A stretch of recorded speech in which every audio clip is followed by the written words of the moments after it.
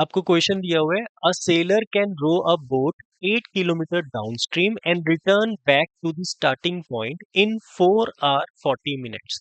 सबसे पहली चीज, वो पहले डाउनस्ट्रीम गया है 8 किलोमीटर और उसके बाद रिटर्न आया, तो मतलब वापस उसको अपस्ट्रीम मिलेगा 8 किलोमीटर। और अब इस पूरी जर्नी को करने में उसको 1 आवर 40 मिनट्स लगे हैं। कभी भी मैं टाइम को मिनट और आवर में मिक्स नहीं लेता, या तो आवर में लूंगा या मिनट्स में लूंगा, क्योंकि स्पीड 2 किलोमीटर पर आवर है तो टाइम को भी आवर में ही लेना पड़ेगा। तो 1 प्लस 40 को मैंने 60 से डिवाइड करके आवर्स में कन्वर्ट कर लिया, मतलब 1 plus 2/3 which is equal to 5/3 hours. ये मेरा टोटल टाइम इन दोनों की जर्नी का है, अपस्ट्रीम एंड डाउनस्ट्रीम का।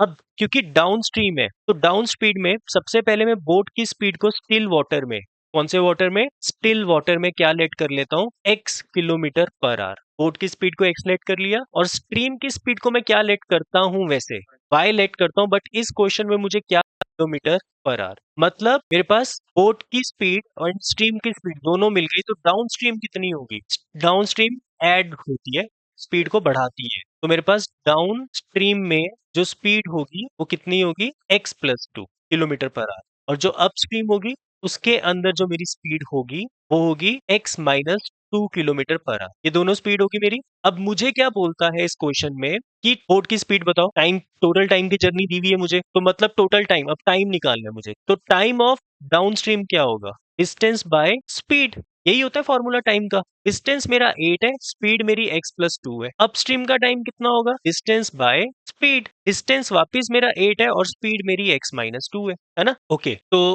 अब दोनों टाइम को मिलाकर, डाउनस्ट्रीम एंड अपस्ट्रीम को मिलाकर मेरा टोटल टाइम कितना लग रहा है, 5/3 आवर्स। मतलब 8/x+2 plus 8/x-2 is equal to 5/3।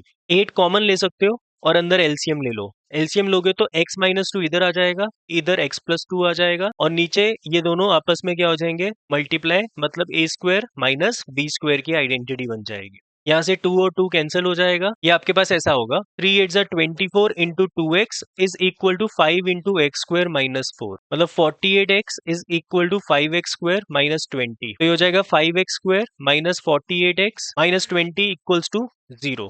48 बनाना है, 48 बनाना है बेटा, 100 से 50 इंटू, बिल्कुल 5x square minus 50x plus 2x minus 20 is equal to 0। 5x common, x minus 10 plus 2 common, x minus 10। तो आपकी वैल्यू जो निकलेगी, एक तो x माइनस 10 निकलेगी और दूसरी 5x प्लस 2 निकलेगी। तो x या तो 10 होगा या फिर माइनस 5/2 होगा, और स्पीड मेरी माइनस में नहीं हो सकती, तो इसका मतलब मेरी डाउन बोट की स्पीड जो है वो निकल जाएगी 10 किलोमीटर पर आवर।